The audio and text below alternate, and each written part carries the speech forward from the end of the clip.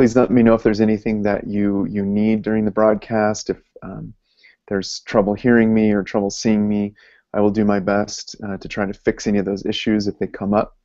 And then I've got my headphones in again so that I can hear you instead of it being broadcast in my room here.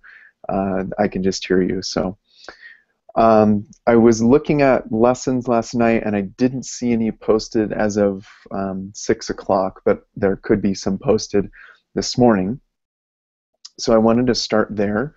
Let's look at the agenda first, just so we have an idea of where we're headed today. I'm going to share my screen and just briefly talk about what we're going to be learning and what our discussions will focus on.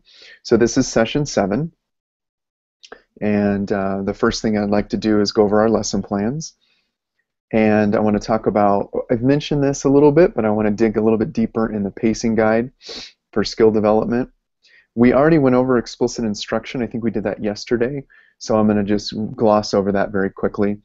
We're going to dig into the student section this morning and talk about how the student section is the place where we can start disseminating information to students, and we can start using it to differentiate our instruction and create student-centered projects. And then I'm going to give you an opportunity to do a little book study where you're going to read some different topics on close reading, and then there'll be a place for you to report out on what you learned. And then I think I'm giving you guys the day off, the weekend off for homework. If this was a session during the year, what we would do is build another lesson, and then I'd ask you to facilitate it with your students, and then we would come back and look at student samples and encourage you guys to work in your professional teams to talk about the things that you developed and how your students responded to those lessons that you created. So I'm giving you guys the weekend off, so that's exciting. And thank you so much for always doing the homework and sticking in there with me. I greatly appreciate it. So let's start off with the lesson plans. I'm going to jump over to the website, LiteracyTA.com, and go into the lesson plans. And I'm not sure if we had a chance to get them up, but I think we did. Yes, I see some new lessons. Looks like two 8th grade and a 9th grade lesson. So what I wanted to do is, and whether your lesson is here or not, it's up to you. If you wanted to talk about it, and if it's not here, that's okay. But I wanted to give all 3 of you an opportunity to talk about your lesson and you know what decisions you made and why you made those decisions. And I'm gonna ask you to do this. This is gonna be a little bit different for you. If you're comfortable with this, and if not, you can let me know. But I'm gonna try to get you to use these tools. So the same tools I've been using is a screen share, and if you don't want to do it, we can follow along on our own. But the screen share is really nice. Everyone has control over the screen share. It's not just me who has control over it. You guys can share your screens as well. If you hover over with your cursor, if you hover over the image in Google+, you can you'll see the icons up top of the microphone and the camera. Well, just to the left, you're going to see another set of icons, and you guys have been using the chat icon very fluently. The screen share one is the green image of a monitor. If you click on that, it's going to ask you which screen would you like to share. And if you click on the screen that has LiteracyTA.com on it, you can click on that one, and we'll see what you're seeing immediately. And you can walk us through your lesson. You don't have to press edit and take us through step by step, but if you wanted to go over the overview and talk about maybe what you're attempting to do with this lesson, and if you wanted to share what your challenges were, if there were any when you were developing it, maybe some of the things that you found while developing that you liked, anything and everything is okay. So I'm not going to force anyone to go, but I would like some volunteers. If all of us went, that would be great. Good morning, Morgan. But if we want to pass, you can just say, I'd rather I'd rather not, and that's okay. So who would like to?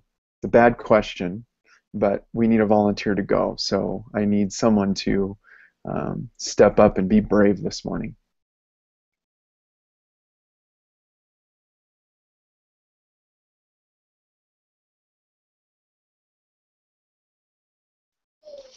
I'm sorry, I just joined the call. What was the question?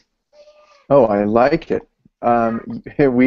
What I'm asking us to do this morning is to share our lesson that we have on LiteracyTA, and I was asking individuals to share their screen. So if they would, in Google Plus, it allows you to share your screen. There's a green monitor. If you click on it, your picture that you guys have frozen turns into your screen, and then you can kind of walk us through the lesson on the summary side and talk about what you did and why you did it. So I'm just looking for, and you guys can type in the chat if there's certain things going on that I need to know about. Maybe it's too noisy where you are, or you're not feeling comfortable. But the goal would be for us to look at your lessons and share those and celebrate those. So it's super noisy where I am. So Okay. it's difficult for me to share out. Okay, yeah, I understand. No problem. That's why I'm asking and being open about it.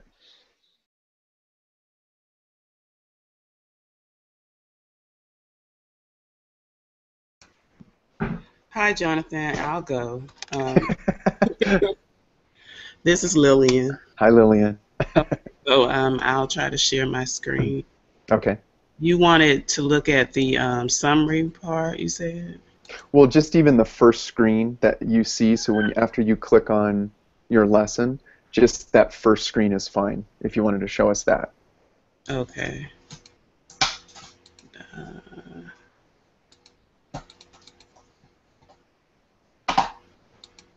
I'm not sure if I'm sharing correctly. So we have to press, after we press the screen share, then... You choose the screen, so you'll probably have a number of different options. You can probably choose, it'll say like, it'll have like a picture of all your different tabs, and it might have a picture of your desktop. You're going to choose the one that is where your browser is. Oh, okay.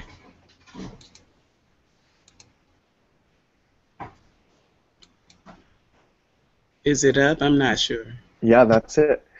Okay. And so those of us who are following along, all you need to do on the bottom of Google Plus Hangout, if you don't see Lillian because she's not talking and you see me instead, just click on Lillian in her box down below, and whatever she's showing you will stay on the screen. So Lillian did it perfectly. Excellent. Okay. So this is the screen I'd like you to share. Okay. So I chose an article from the News ELA again. It was talking about hardcover yearbooks and how they're popular among tech-savvy youth today. Mm-hmm. And so in the description here, I said students will read an article describing the merits of hardcover yearbooks, analyze the author's argument, and construct a response which relates their position on the issue. So the source was here. Again, it was an adapted article on News ELA by the Chicago Tribune. My writing prompt is here that I'd like them to do, just to read what I'd like them to do. Summarize the author's position in the article, identify the evidence he or she uses to advance his or her position, decide if you agree or disagree with his or her position, and provide sound evidence from your experience, the article, and any other relevant sources. Mm-hmm. That was the writing prompt. Mm-hmm. The student activities, and I thought maybe after looking at the TA or the assistant there, they were talking about how long it would take, and I wasn't sure if I probably had chosen too many activities. Mm-hmm. It talked about taking maybe 3 days or so. Mm-hmm. And so I don't know if we would spend that long on that particular article or not. Mm-hmm. So I could kind of pare down on some of the activities. Mm-hmm. But I tried to choose ones that were relevant. They would need to do the analyzing text, the text-dependent prompt, so they would definitely need to analyze the prompt. I wanted them to use, definitely make inferences. I wanted them to use writing in the margins, or perhaps maybe marking the text. One or the other probably would be better.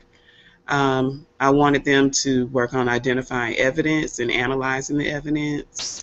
And maybe they could do the argument map and the argument poster.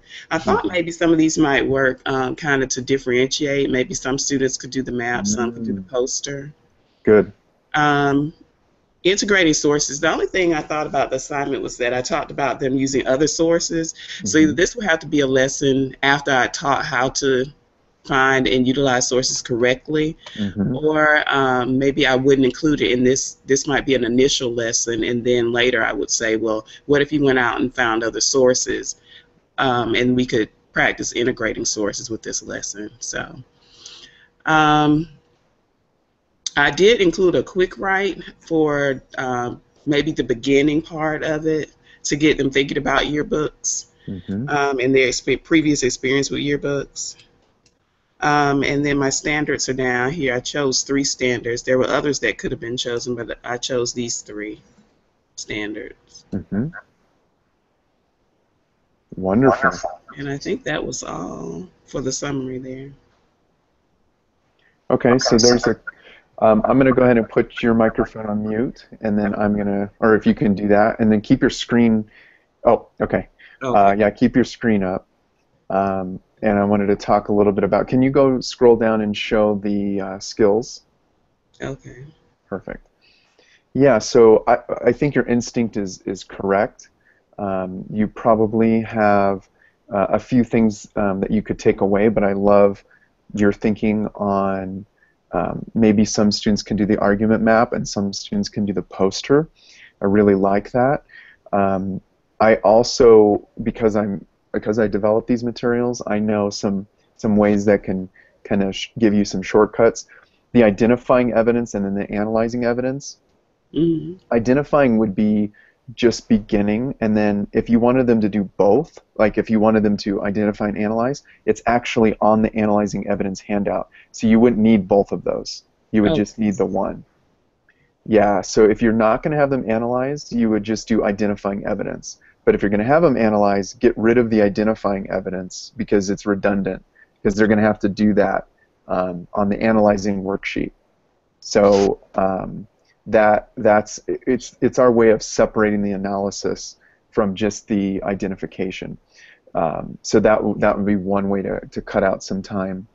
And you have 3 activities for step 3, so making inferences, summarizing main ideas, and writing in the margins. Those are 3 comprehension reading strategies. So you might want to eliminate maybe one of those. Sounds like making inferences is important, so you'd have to decide, do I want to do writing in the margins, or do I want to do summarizing main ideas? And then if in writing in the margins, there's already a summary that you can do, so maybe removing summarizing main ideas would save a little bit more time too.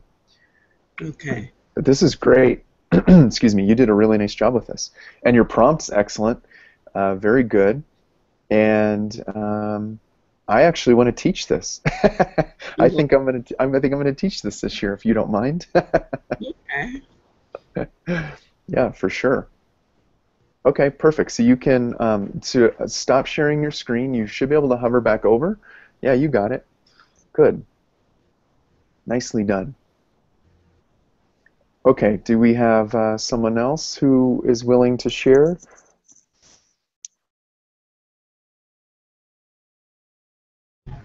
Jonathan, I had a question about the integrating sources activity.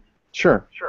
Is the integrating sources activity something that students should do on a consistent basis? I guess what I'm asking is, how do you get students to learn to integrate sources without doing it consistently? That seems to be a skill that they struggle with. So how consistently or inconsistently do we need to do something like that? Great question.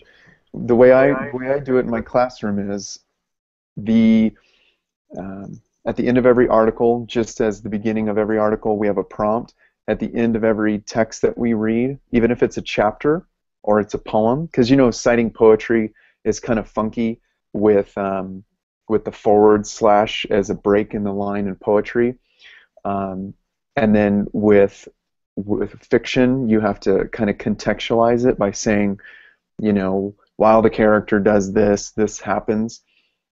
At the end of every reading, at a minimum, we do one or two introducing sources. So that's the step before integrating sources. It's introducing sources. It's a different skill on LiteracyTA, and they write that in the bottom or on the back side of their reading, and it's part of the work that I do when I collect it.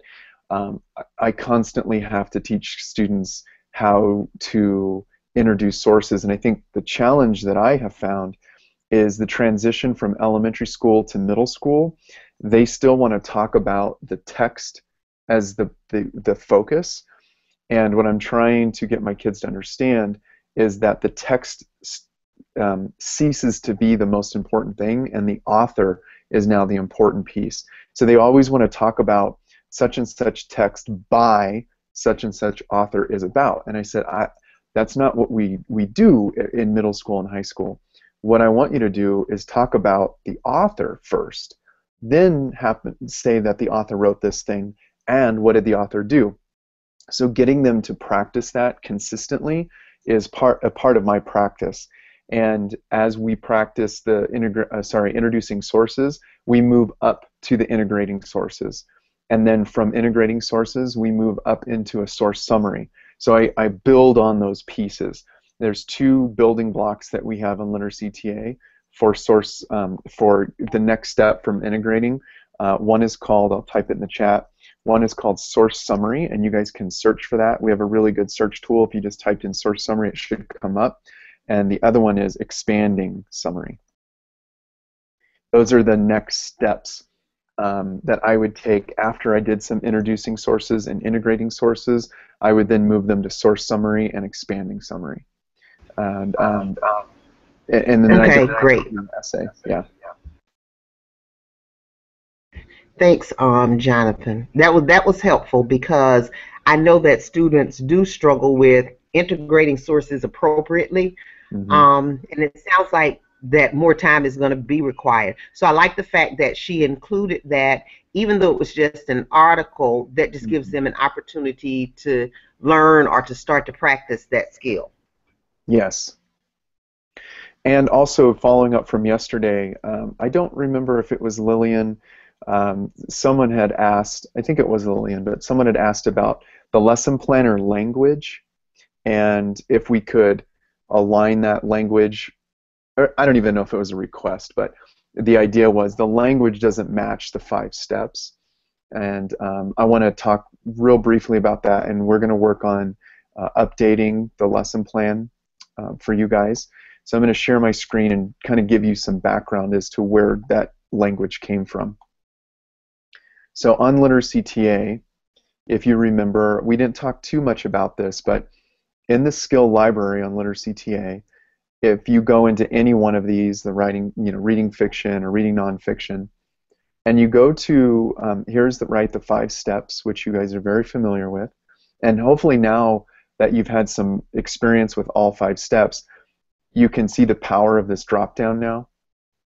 When I first introduced this to you, it was probably a little premature, but you can see now where this drop down and it refreshes the skills can be so powerful for you as a teacher, pulling up some lessons just right away, and these are the different things that you can do and the different purposes for reading. But as you scroll past the 5-step, you'll see the link to the 5-step handout, which you would want to go to if you wanted to make this into a poster. And then just below it is Building DOK. So if you click on Building DOK, Webb's Depth of Knowledge, now you're looking at a different way of organizing the skills in the skill library. We organize them by comprehension, analysis, and synthesis. And all of these words, building vocabulary, prompt analysis skills, prior knowledge skills, this is the language in our lesson planner. We use this language. And after some conversation yesterday, we think it's probably going to be better to use the 5-step language than it is to use this language. But this is where the lesson planner language is coming from, is all the different ways that we can move our kids from comprehension to analysis to synthesis. You'll find that these all still follow the 5-step. It's not as clear. It's not as clean. So I think we're going to go back through. So expect maybe September or October to see a change in the lesson planner, and that will be updated with the reading steps. So it was a good suggestion, something that we haven't really taken a good look at, and now that we have, I think that we're going to move forward with a different design. So okay, others want to share?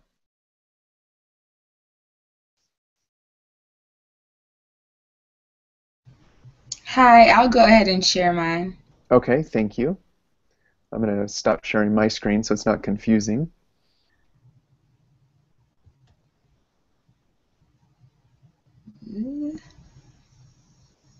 This is good. You guys are getting this like extra tutorial on how to use these tools. Okay, so it's only giving me, it's saying share entire screen, or there's a black screen to share. Okay. Did you minimize anything to go and do this? Okay, that will work. That's your browser, so that could Okay. work. Yeah, so you could share that one. Yep, Is that got it. working? Yeah, you got it. Yay. So I'm going to summary. No, you can just do this screen, the one that you're on. Oh, okay. Okay, so my source was a short story, fictional, called Cowgirl Morning. And what I wanted the kids to be able to do is to use comprehension, reading skills to identify and analyze the theme of a fictional text. Mm-hmm. So in my prompt, because I think what I adapted it from, the lesson was about main ideas. Mm-hmm. And so I changed it to theme because the text was fictional. Mm-hmm. And I think theme goes better with fiction. Mm-hmm. And a lot of the times my kids don't know the difference between between a main idea and a theme. Mm-hmm. And I think that's a really important distinction, because they'll say, oh, the theme was when, the daughter had to face the bull. And I, have to remind them that that's not a theme. A theme is universal, and it can be applied to any story, not just the particular one that we're reading. So although it's just one skill, I think it's a very important skill to teach just by itself. Mm-hmm. And so with the prompt, I want them to determine the theme or a theme in Cowgirl Morning and analyze how the theme develops over the course of the story. Mm-hmm. Include specific details from the text that illustrate or clearly show the theme. And with their constructed response, I have them write in a certain pattern or using a certain structure, which is where they define the element that they're being asked to write about. So in this case, it would be theme, and then they answer the question and then give evidence to support the answer, and then explain how that evidence is relevant to their answer. And so here we have the source, and for the activities, so that's what I was confused about yesterday, Jonathan, with the 5 steps, because you said in the directions that we should have an activity for each step. And so then when I went to the lesson planner, and I couldn't really plan a step for each or plan an activity for each step because it's divided by DOK, like you said, I was a little bit overwhelmed. And so I hope that, I know I don't have 5 steps or 5 activities here, but I chose analyzing text-dependent prompts as the first step. And then for read 1, speak 2, write 3. For the write 3, or no, that's for a different lesson. Okay, yeah. So I chose read 1, speak 2, write 3 after they mark the text. Is that correct or no? I don't know if it's a correct or incorrect. I would have them do read 1, speak 2, write 3 first as a step 3, and then marking would be a step 4. Okay. Because what they have to do with their minds is a little bit more challenging with marking than with read 1, speak 2, write 3. Okay. Cool. And then at the bottom I have the standards that apply, and so with them discussing in groups, I have that's related to the speak to portion of the activity. Yeah, and they'd probably write the answers in a journal type format. That's that. Good, yeah, so this is excellent. Can you scroll down a little bit so we can see the prompt and the skills almost in one screen? Right there, perfect. Yeah, so excellent job. You're right, theme is so difficult for students to identify. I get, Chantel, the challenge of if I say, come up with skills for each of the steps, and then I don't have those steps defined or identified for each of the skills that are in the lesson planner, I could see where that was a problem. So I apologize for that confusion. And there's another element of confusion that we're working on, which is we list the skills alphabetically. So see how it says, now this works out, but, well, I guess it doesn't, it's not listing them alphabetically. Oh, good, maybe we fixed it. So you've got the 5 steps of confident reading.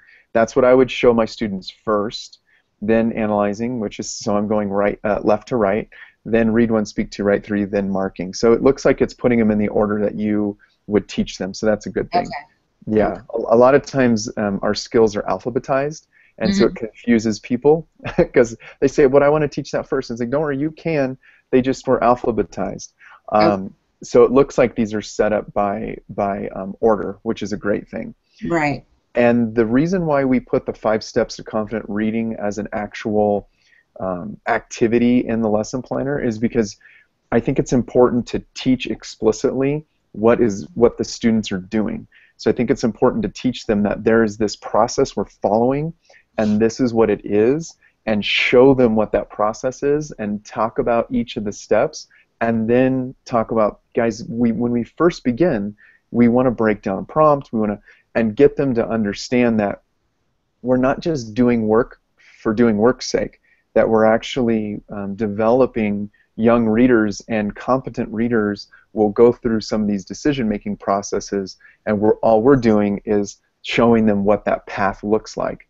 So you don't have to put the 5 steps to confident reading in your lesson, but I like to put it in there because, number one, it's a reminder for me to teach them that there's a process, and number two, it allows me to kind of set the stage for them that remember we're going to go through 1, 2, 3, 4, 5. Look at the poster on the wall. Remember that? This is what we're doing. But you don't have to put that in there, so just as an option. And then secondly, number 2 in the reading process can happen if you did a video. So our lesson planner allows you to put in a video, a quick write, the anticipation guide. Did you guys get to see the anticipation builder? Did you guys get to see that in the lesson planner? I don't think I saw that. Was it under the skills section? Yeah, it's actually, yeah, why don't you lead us for a second. Go click edit. Perfect. And then shoot all the way over to literacy. Look at you. And then get started. Let Natalie know we're good to go. And scroll down until right there. Do you see where underneath it says I know you know, and then it says anticipation guide? Mm-hmm. Click on that box, the check box. Oh, okay. And then now you can type in anything that you want, questions, statements, and then the yes, no drop down, go ahead and click on that. So this is a way to engage kids in the content of the text. So I haven't read the text that you've selected, but let's say courage is one of the themes or something. Mm-hmm. I could say something like, it's very hard to stand up and be courageous. Like that could be your statement. And Okay. then you would come over to the right and you would choose agree or disagree, or true false, however, whichever fits better. And you would create a couple of these. You could ask questions, you could make statements, and what you do, it's going to show up on a slide in the lesson, and you would engage kids in these discussions that are relevant to the story itself. So they're having an opportunity to interact with ideas and concepts before they see them in the story. So Okay. this is called an anticipation guide. I love using these. They're a lot of fun. I use these primarily with current events Mm-hmm. because the current events will be typically touchy subjects, and I like to expose their beliefs Mm-hmm. before we get into the argument or before we look into the event that's happening. So I'll put in here things like, students are routinely bullied online, let's say, and they would say, agree or disagree. And I add a layer of complexity to this by asking my students to stand as they vote. So let's go to the Okay. first. Let's go to the first one. It says it's very hard to be courageous today, or whatever. Mm-hmm. I would ask my students if they agree to stand. Right. So those who agree with the statement would stand, and then I would call on random students and Mm-hmm. ask them to explain why are you standing. Right. And then I would have them sit, and then I'd say those of you who disagree, who should be the rest of you who did not stand, Right. I need all of you to stand, and then they stand. And I call this stand and deliver. And then I would say, why are you standing? And I might choose people who are wearing a white shirt. I call this ID what you see. It's a great way to randomize your participation. So if students are standing, and I'm going to look real quickly at what they're wearing, and I'll say everyone wearing a black article of clothing today, you're going to share right now. Or everyone wearing sandals today, you're going to share. Everyone wearing shorts today, you're going to share. And they all look down, they're like, oh no, I'm wearing shorts. And it's fun. The kids really like it. I call it ID what you see. And I think on LiteracyTA I explain a number of these different strategies here. Let me pull them up for you guys. So thank you. That's excellent work, Chantel. Thank you. Thank you. And is it Shan or Sean? I'm sorry. Shan. Shan. Okay, good. Good, good, good.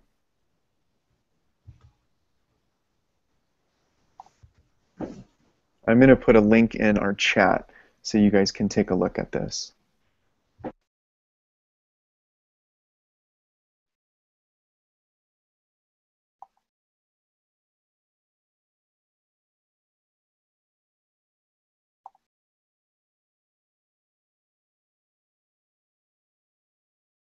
Here we go. Responding strategies.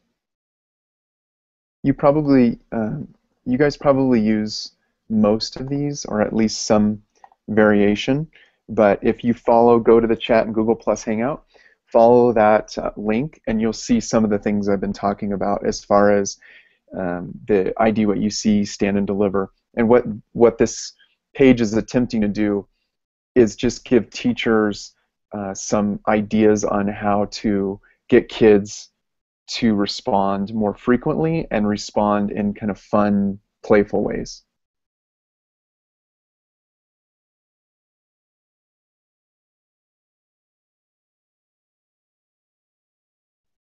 So on this page, there's So, called.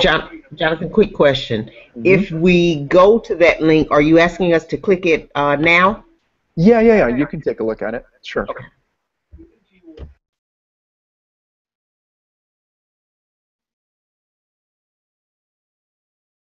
So ID, what you see is on the very, very bottom of that page. It defines what it is.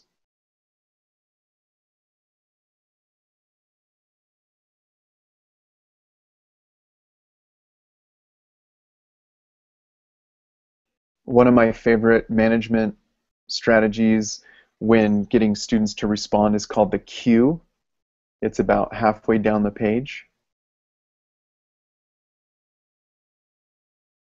So I might have, when I ask a question, I might have 5 to 7 students with their hands up. And whenever I have more than 2 students with their hands up, I'll put them in the queue, which just means I give them a number. And they love it because they know when their time is to speak. They don't have to beat my breath. When I take a breath, they don't have to shoot out of their chair trying to get me to recognize them first, so I call on them. It lets everyone know there's a number of people who's going to share. It values all voices in the classroom. I love it. It's just called the queue, and when their hands are up, I just say number 1, 2, 3, 4, and as I count them off, they put their hands down, and they know, and I don't have to remember. I just say, who's number 4? And they know exactly where they are in the queue. So this is a great one. So the queue, rolling the dice. If you guys were live with me in a room, I would be rolling my dice and calling on individuals based on what the role was. Love that one. So just some fun things here to think about. And again, you probably do most of these things or an iteration or variation of them, but they're at least here. There's a lot here on LiteracyTA, lots of information to read and just kind of learn from. So.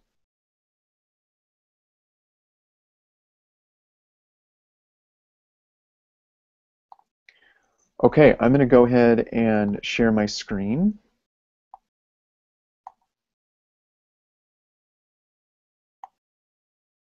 And take us back to the PowerPoint.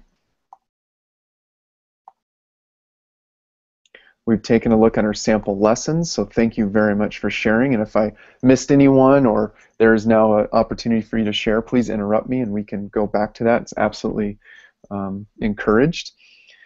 We went over this yesterday, making learning transparent and transferable, and we talked about what the teacher's role is in doing that, to define a skill, to model it, and explain when to use it. And this is all research-based.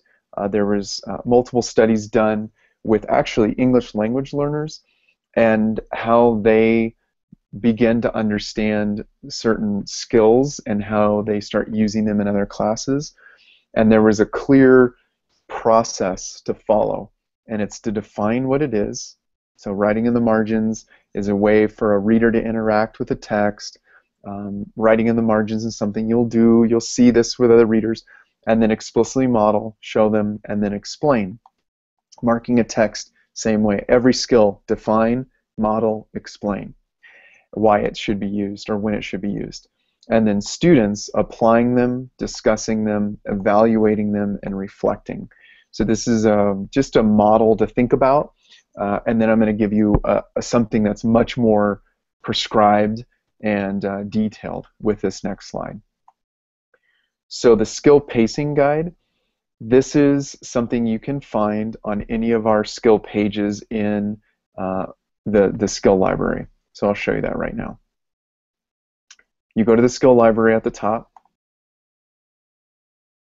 and click on, reading nonfiction or reading fiction. We'll go into fiction. I haven't spent much time over there. So reading fiction, and I'm going to click on, let's see what I can do here. Let's choose a different one. Let's do analyzing characters, and let's go to fictional character web. So if I click on the character web, there's going to be a pacing guide. It's in the exact same spot on every skill. It does not change. So the pacing guide is over on the right-hand side. looking when you scroll down to the list of handouts. It's on the right-hand side. And to look at it, you guys can either look at my screen or you guys can open it yourselves. But what this does, this outlines for you the release of responsibility and what you do and what students do. So for the first 6 weeks or 4 weeks, depending on how quickly your students pick things up and depending on how much time you have in a class and depending on if you are on the quarter system or on the trimester system, it is going to depend. But this is based on a traditional kind of, I have my kids all year, 36 weeks, 50 to 90-minute classes. This is a pacing guide to help you think about what you do as a teacher when teaching skills and what students do when they're learning skills. So it says, what does the teacher do, right? Well, we've talked about this already. The teacher is going to model, the teacher set high expectations. This is, I don't want to gloss over this too quickly, but this is critical, setting high expectations for student work. Penmanship, making sure that they're taking time and writing neatly. Organization of their work, their binder, their thinking, making sure that they're always engaged in higher level thinking and not giving us answers that are not worth even thinking about. So high expectations is really important. Chunking reading into smaller pieces and then providing time for practice, right? And then what students do is they mimic you as you model. They ask clarifying questions like, why are there, why would you clarify here versus question? Or in marking, can you tell me what the difference is between a claim and evidence and why are we doing it this way?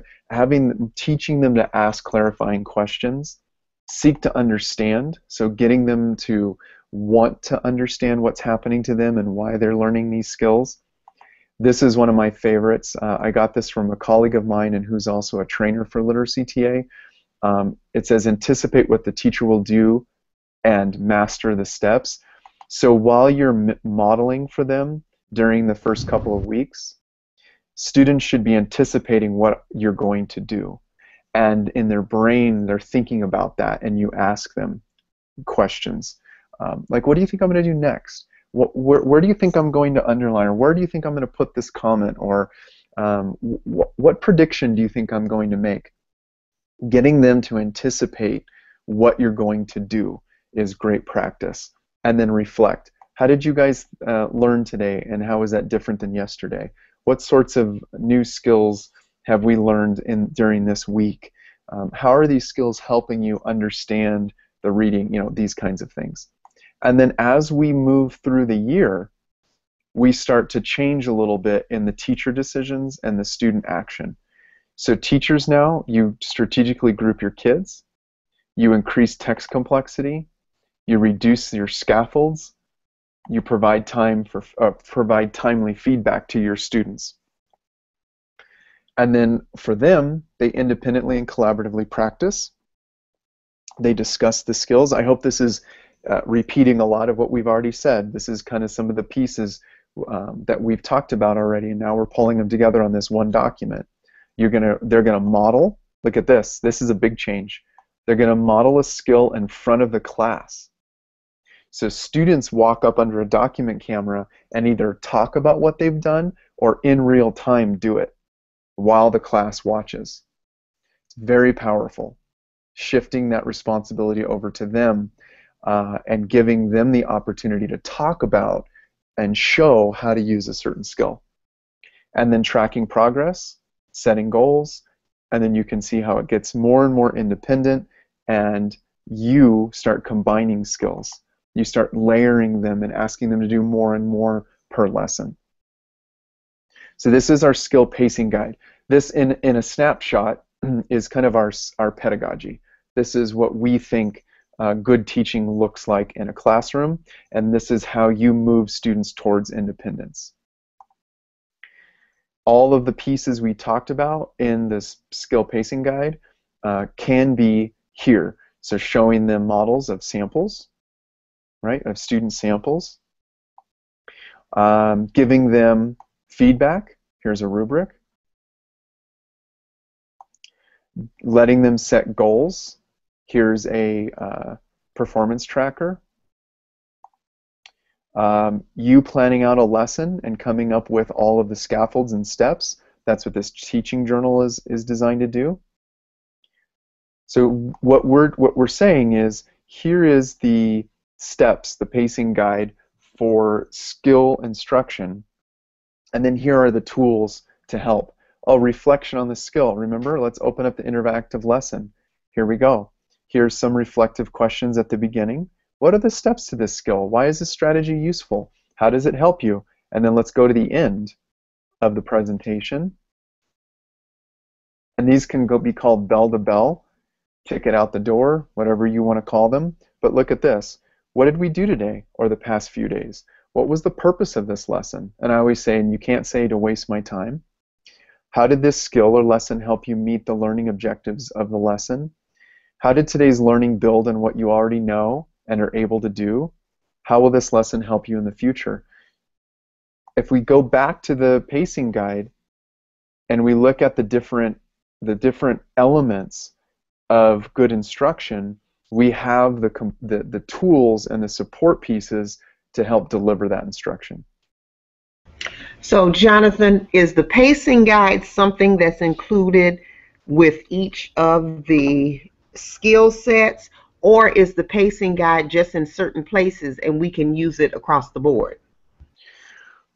I'm going to say yes to both of those things. The pacing guide is on every skill set. So let's go to up top. I'm going to jump to visual analysis skills, and I'm going to analyze advertisements, right? This is a lot of fun for kids. Analyzing advertisements, and the pacing guide is right here. Do you see that?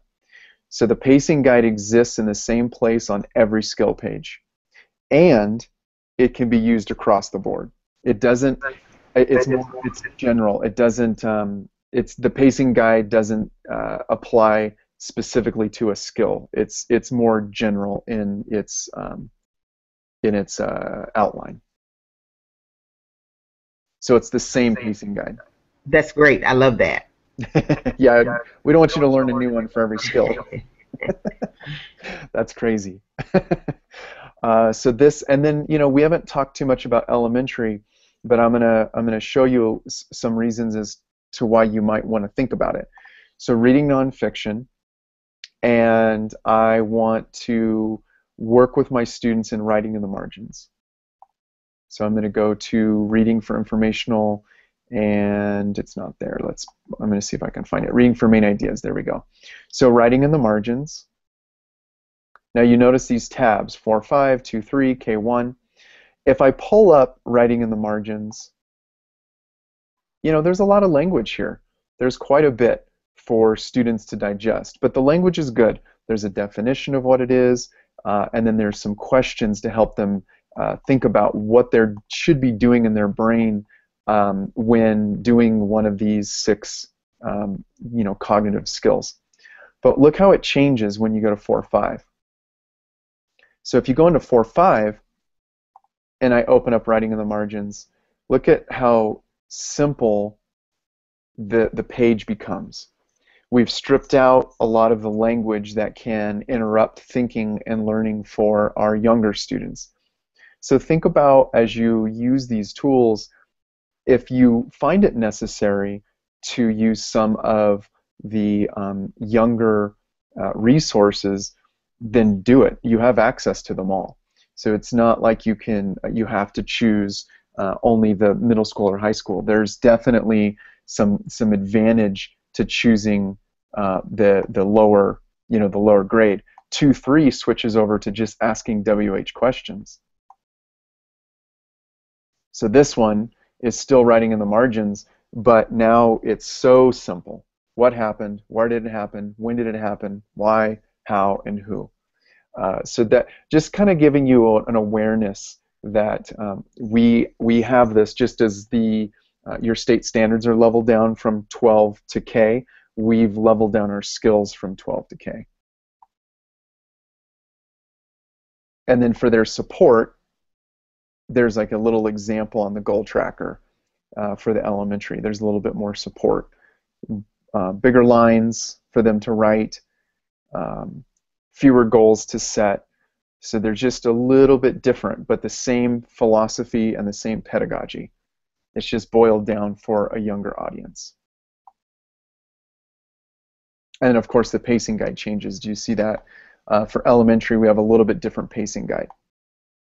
And you'll know it's different simply because we have a purple on it, and then we call it elementary. And when you start reading this, there's going to be some similarities, but there's also some major differences as well.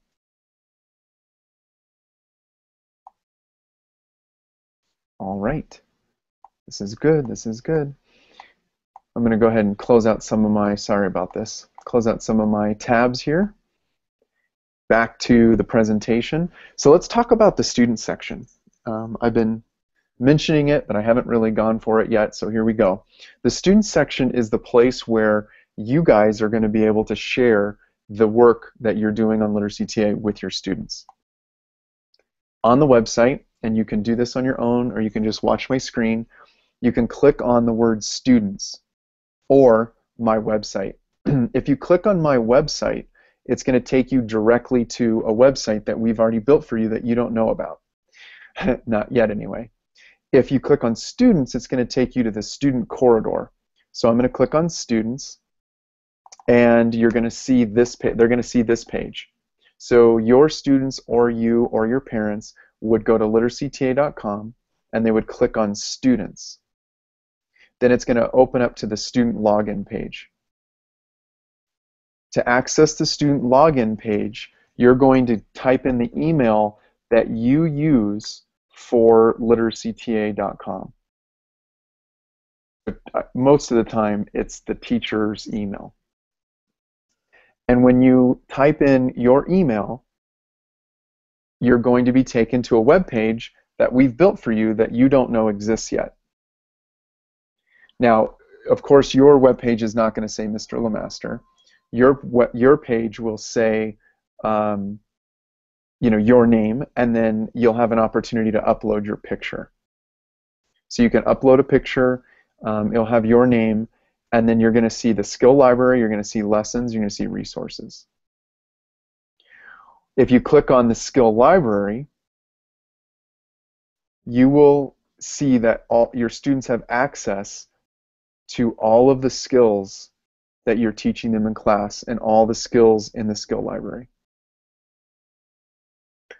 What is the power of this? Well, let's say your students are doing work at home and they really like when you use the summarizing main ideas activity or skill, and they have a reading assignment, whether it's your reading assignment or it's from history or from science. They can come in, log in, open up summarizing main ideas. They have this presentation in front of them. They can use the handouts and print them out. They can review the expectations.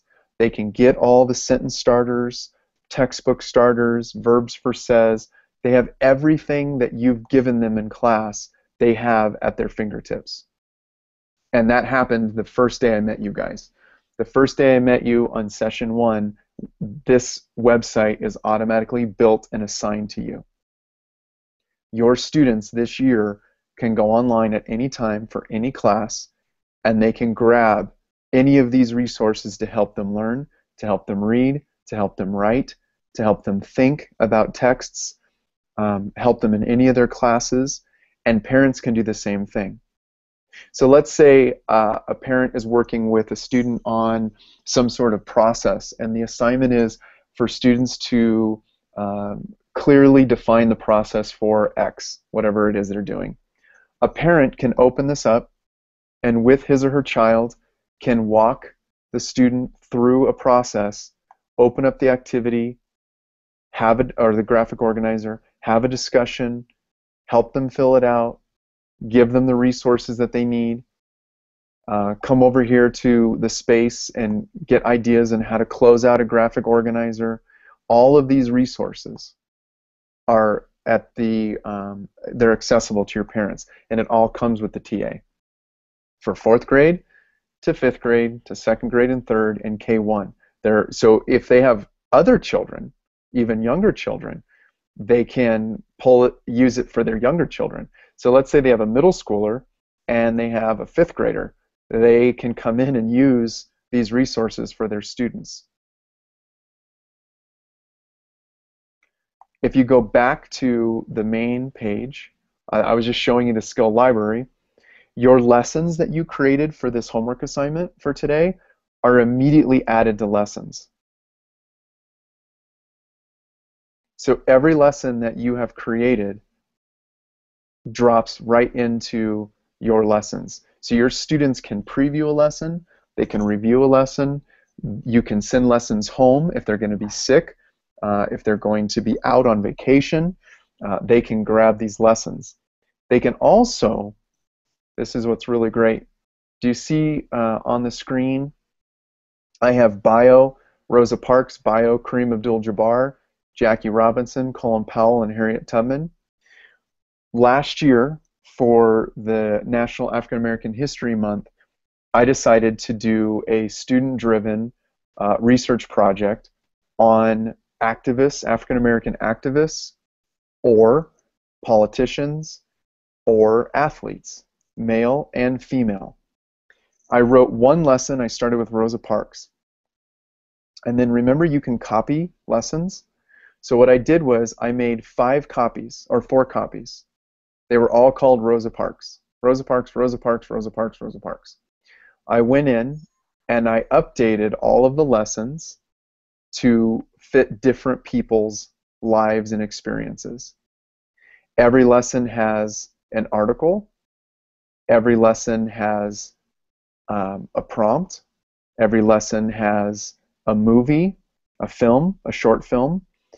And every lesson has vocabulary. I changed out the names, and no exaggeration, after I built the first one, it took me about an hour to build the other 4. So I had 5 lessons that my students had access to, and they could choose any one that they wanted. If you're interested in the military, Colin Powell. If you're interested in baseball history, Jackie Robinson. If you're interested in basketball greats, Kareem Abdul-Jabbar. If you're interested in Rosa Parks, activists and changing civil rights, Rosa Parks. Same with Harriet Tubman, and having someone who has courage and someone who has selflessness and every other wonderful character trait. So you've got these 5 people, and they got to choose. The rigor was the same, the expectation was the same, except they got to learn who they wanted to learn about, and at the pace that they wanted to learn. How did I do that? I used the lesson planner, and I built 5 lessons by making copies of each one. All I did was I started with 1, and I copied it 4 times. And then I updated the material to reflect the different individuals and changed out links. And now in my student section, my kids can go to lessons, open it up, find their lesson, open that up, and now they have the same thing I would do in my classroom, but now they're learning. There's the vocabulary, right? Then they can go over and they can look at, they can look at the activities they have to do, introducing sources. They had to do a high 5 presentation, and all of their work ended up being in Google Drive. So if they took notes, it'd be in Google Drive. If they analyzed prompts, it'd be in Google Drive. And they submitted everything. It was great, terrific. Here's a film, so they can watch the movie. There's a link to the film. All of this is part of the lesson planner. And every lesson that you guys use, this is one of the reasons why I use LiteracyTA's lesson planner almost exclusively for teaching reading, is because every lesson I build is now in a place where my kids can get them. And if I have a kid coming in mid-lesson, transfer student, I can say, great, go here. I want you to catch up with us. And so these are a lot of the texts that I've written. I think I have over 40 lessons on LiteracyTA that I've written.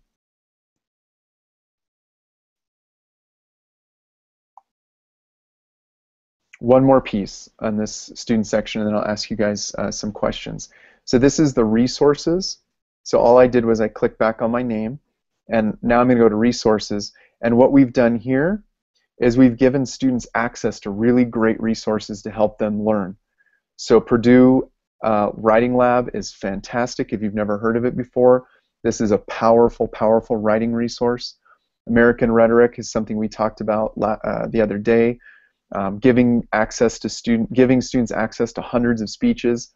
Google Tools, if you click on Google Tools, we have reorganized them based on class projects. So why would you use Gmail? Why would you use Google Docs? So we've reorganized them based on use in a classroom. Language support tools, sharing information and ideas, Google Sites and Google Blog, publishing work through Picasa, Google Docs, Google Groups, Google+. So we've done this to help students better understand how to use Google in their learning. We have links to Pictochart, which allows students to build infographics. Novio, which is a fantastic web-based video production and presentation software, all free. Learner's Dictionary gives you very simple definitions of words. And then Trex, which is used, Google Camera has been used to explore some of the most amazing places on the planet. And sometimes if I'm in a computer lab, I'll tell kids to go to Trex, and they can learn all about these amazing places through incredible cinematography and photography. It's called Trex. So this is all part already. You guys have all of this already. By joining LiteracyTA, you get this immediately. Your skill library is full. Your resources are full. The only thing that is probably empty, except for the one lesson you've done, is your actual lessons. Okay. So what do you think? You guys can. Oh, good. I already see. I love it. That's good. Other ideas, thoughts?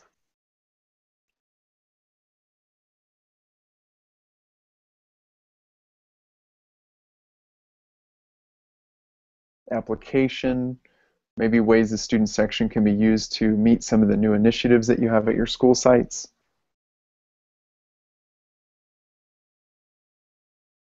Yes, students can access, yes, 100%. Students can access on their smartphones. Mobile devices, smartphones. You don't have to have computers in your classroom if your kids have phones. They can access it right on their phone. The only thing that doesn't work on the phone is the zoom in the lesson.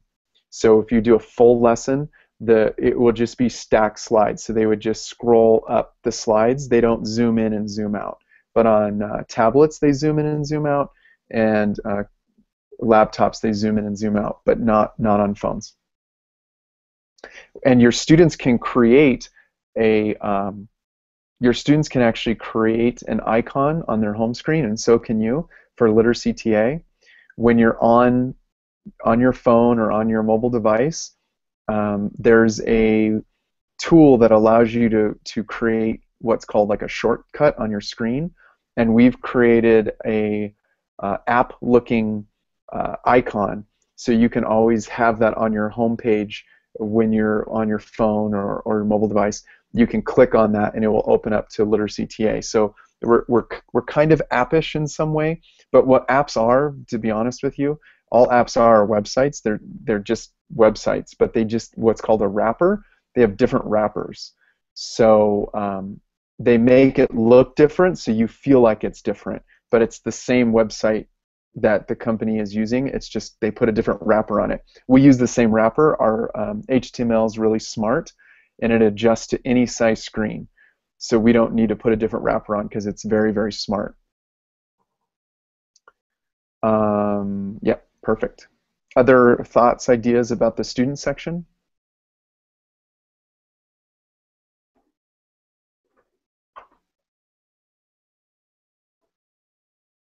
Jonathan, I just thought about something. This also would be a good way for teachers to share lessons. I know that all of our teachers don't have access, but if we find somebody who's done an excellent lesson, it might be something that we can put in and share so that our students are something that we can reuse. Yes, all you would need to do is remember copy to my lessons, Just so there's that button, or it says add to my lessons. In the second that you click add to my lessons, two things are going to happen. One, the name of the author will change out. So when you're presenting, they don't say, well, who's that? Why are you? And they get all crazy about why your name isn't, why you have a different name in your lesson. And it will be added to your student section immediately within a second. So you definitely can kind of create a little bit of a library of lessons that sit there for advancement for kids, for makeup work for kids.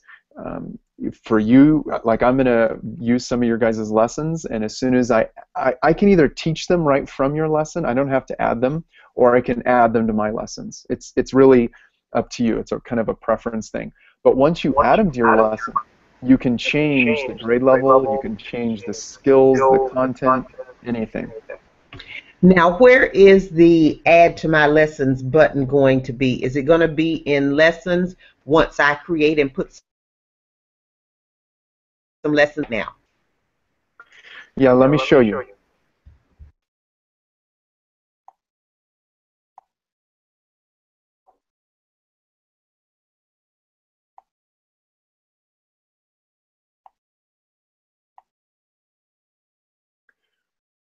So when you go to the lesson plans section,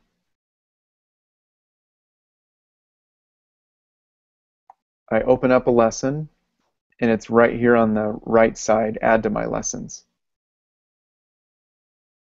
Gotcha. And then once you add it to your lessons, here I'll do it right here. Add to my lessons, and here it is. I can open it. Here it says make a copy. Mm-hmm. I can make 5, 6, 7, 12 copies of this and change the content. And now I have all these lessons that started from this original one. So it just depends on what you want to do with this particular lesson, why you might want to change the handouts. I can make a copy of this and then say, well, you guys are going to do more visual work with this article. You guys are going to do more collaborative work with this article, and I can start changing the skills for the lesson too. Now, to change the skills, is that where you would do edit? Yes. Okay. Okay. You got it.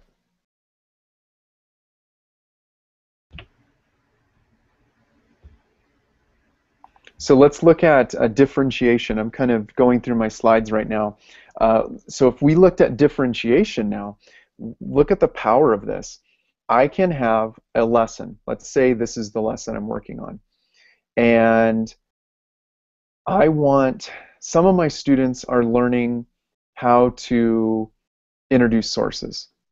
And some of my students, or let's just stick with reading. Some of my students are still working on the summary work. They're still trying to get the main ideas of things. Some of my students are analyzing text structure. And another group is now starting to look at words, so tone and diction. I can create a lesson. I can make 3 copies of it if I want, or I can use the same. But if I make 3 copies, I can put activities, diction, and tone for one. Same article. I can do one that has summary activities, same article. And I can do another lesson that has structure analysis, same article. I can tell my students, group A, I want you guys to go in and pick up open the article, go to LiteracyTA.com, go to the student section, type in my email, and I want you to open the lesson that says, to prosecutor set free, summary. You group B, I want you guys to go to the lesson that says, to prosecutor set free, structure analysis. And for my group C, I want you to go to prosecutor set free, and I want you to work on, what was my other one? It was, diction and tone. Diction and tone. At the same exact time, your students are opening up the same lesson, but they're doing different things with that lesson, and they have it in front of them, and they can monitor their pacing, They can look at the resources. They can pull up what they need. Some students might need language support. Some students might not. They can review a video by putting on their headphones and listening to the tutorial. It's very, very powerful when you start looking at it through the lens of differentiation and through the lens of student-centered learning. So what I've been gearing us up toward is looking at the 5-step of confident reading and what can I do instructionally as a teacher. But in addition to all of the work that we can do instructionally, we also have this amazing online resource that can help me differentiate. It can help me build lessons very quickly. It can help me share my lessons with my colleagues. Now, this is where the district, see my district lessons? It should be working. I hope it's going to show me the right thing. When I click on my district lessons, see that? Because I'm a different district than you. I'm sorry. I was thinking I was in your district. If you clicked on your district, it should show you your lessons that you ladies built. Can someone confirm or deny that?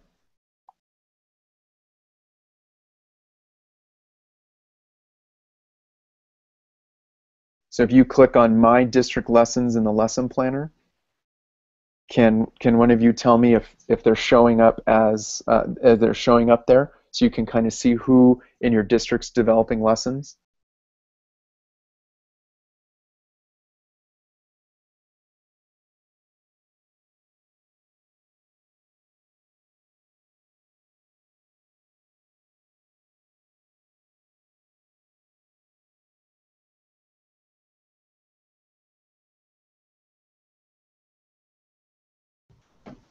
Yeah, they're showing up.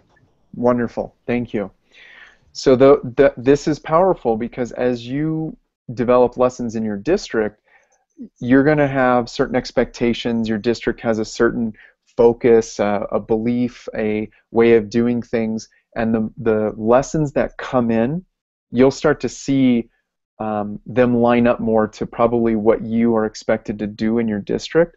So your district, where it says my district lessons, are going to be a little bit different than just the lessons themselves, if that makes sense. Because the lessons themselves, the whole list of lessons, comes from all of our teachers.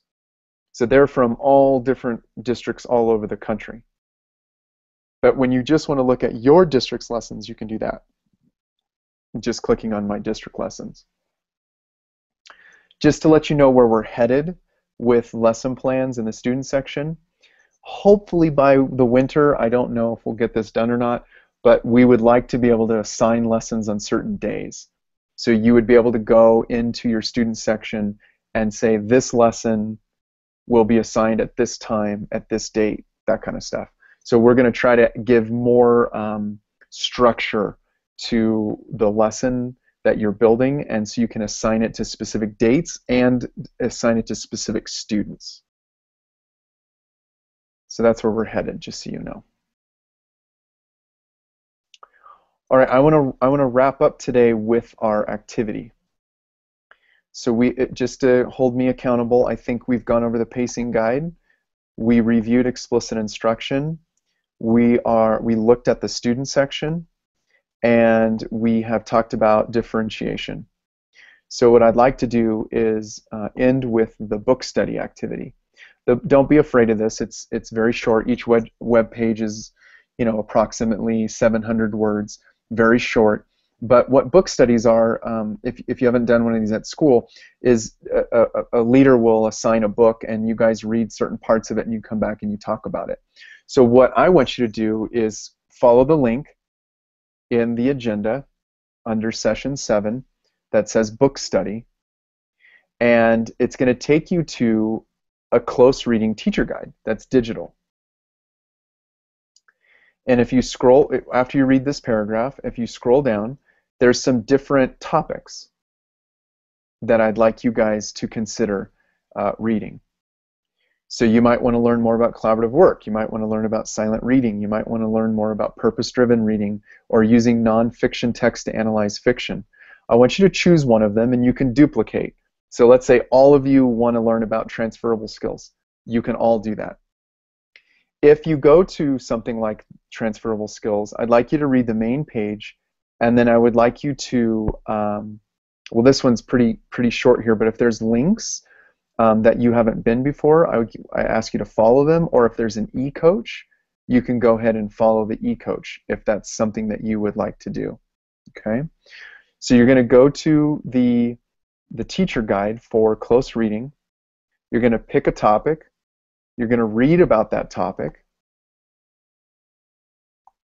And then on the, oh, I don't know if I did this. I need to check. On the agenda, oh yeah, I didn't put my link. There's going to be a Google Doc that I would like you guys to respond to. So the Google Doc, I'm going to link directly. This is a session 7 activity. I'm going to put a link right where it says start. And then the same thing you've done before, please sign in. And then I would like you to follow the instructions on the second page. I'm going to type some directions in right now, and I will get back to you in about, well, probably right at 11:30. I will review what you've done, and we'll close out for today. So you've got 10 minutes. Find a subject that you want to learn about more from the link, and then go to the Google Doc and write a reflection about what you learned.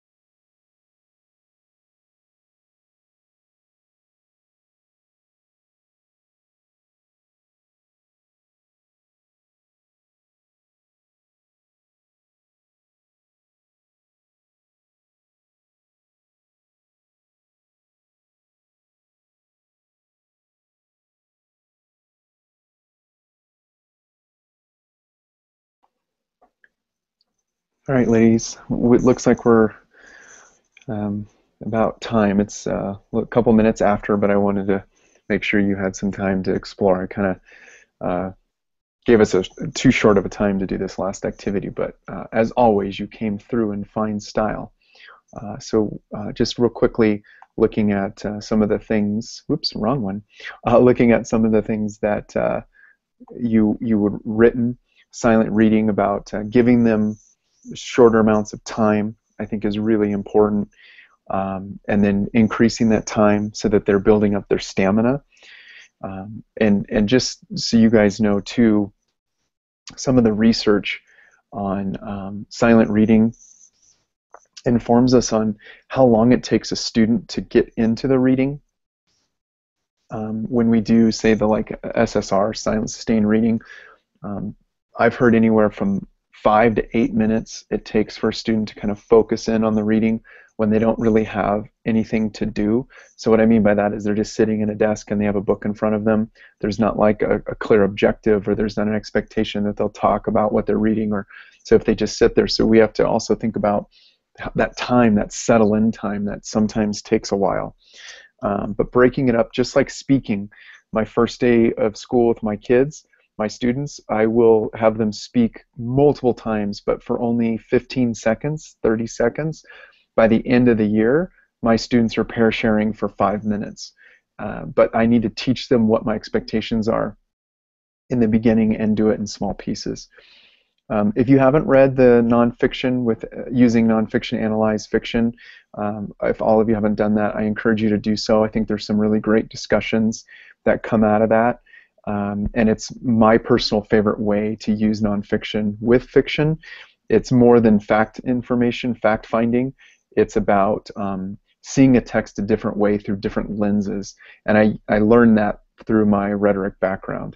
So looking at text through maybe the author's eyes, or looking at text through context itself, and getting that nonfiction piece to help us do that work. And then there's samples on that page of how to do that, from a play to looking at a novel, and looking at memoirs to purely fictional pieces. There's a number of examples. So I'm glad that one of you were able to get to that. And then the purpose-driven reading it's so important, right? Yeah, it's that backwards design, creating prompts. And again, I got that from teaching at San Diego State. That was one of the things that the department that I was working in felt so strongly about, that kids needed a prompt before they read.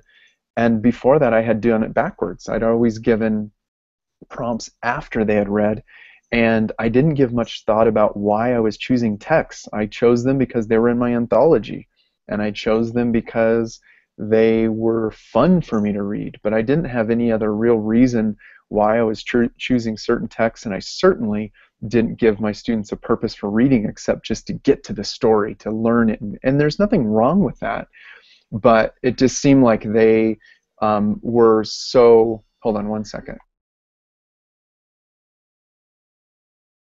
It just seemed like they were so kind of out there and on their own without the guidance of a prompt. And so I was glad to give them a prompt whenever I could. So, all right, well, this concludes our 7th session. It is Friday, so I hope you guys have some fun plans for this afternoon and perhaps this evening. And I think our next time that we're meeting, just looking at our agenda, is going to be on the 13th of July, so just right after the weekend. I think that's a Monday, right? Just want to double check here, but I think that is going to be Monday after we get back from the weekend. Yes. Okay. Thank you very much. I really appreciate you working with me as I broadcast from a different location. I'm sorry you weren't able to see the view that I have, but thanks for being good sports about it, and thank you for being so happy for my sister. So she's going to be a married woman in a couple days. Thank you guys for the homework that you did and the sharing, and as always being with me for an hour and a half. And I look forward to seeing you on Monday for our last session. And over the weekend, please email me if you have any questions. You have no homework, so feel free to enjoy every moment of your weekend. So I will see you later. Take care. Yeah, the sign-in sheet, don't worry about that. I can use the Google Plus Hangout if there's any question. So we're okay with the sign-in sheet for yesterday. All right, take care, everyone.